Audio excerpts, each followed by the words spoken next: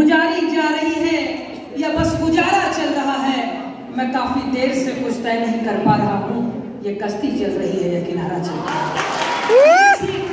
विवेकी निर्णायक मंडल, शिक्षकगण और एक देश एक चुनाव के पोषक प्यारे युवा साथियों, आज विषय के पक्ष में विचार व्यक्त करने आए हैं। महोदय, हमारे प्रतिपक्षी वक्ता मित्रों, जब एक देश एक चुनाव को संविधान के खिलाफ बता रहे हैं, लोकतंत्र को हनन करने वाला बता रहे हैं, तब मैं उनको बताना चाहता हूं, ये कोई नई प्रथा नहीं है।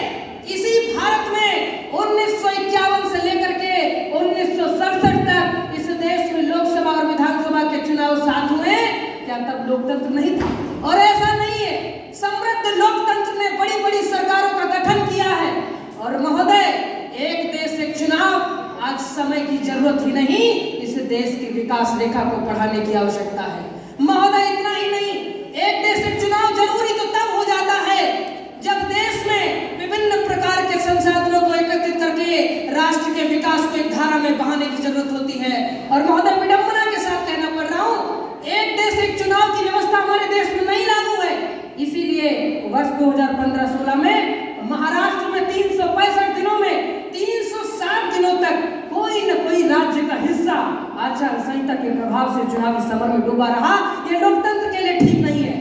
महोदय, एक देश एक चुनाव तो जरूरी ये है, हम उस देश के वासी हैं जहां पर 562 देशी रियासतों को एक करके एकीकरण की भावना चलाई गई। हम उस देश के वासी हैं जहां एक देश एक कर की बात होती है। हम उस देश के वासी हैं जहां राष्ट्रीय एकता और एकजुटता की बात होती है, एक भारत श्रेष्ठ भारत की बात होती है।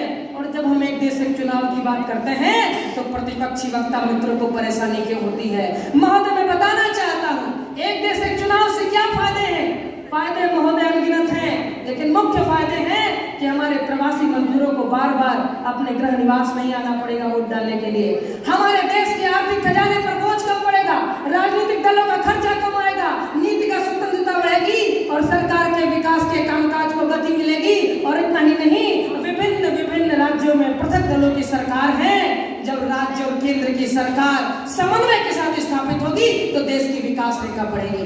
अंत में समृद्ध लोकतंत्र की विकास की तरफ चार पंक्तियां पढ़ते हुए समय को देखते हुए वाणी को विराम करूंगा कि एक देश एक चुनाव होना चाहिए। मुक्त मातृभूमि को नवीन प्राण चाहिए, नवीन पर्व के लिए नवीन प्राण चाहिए।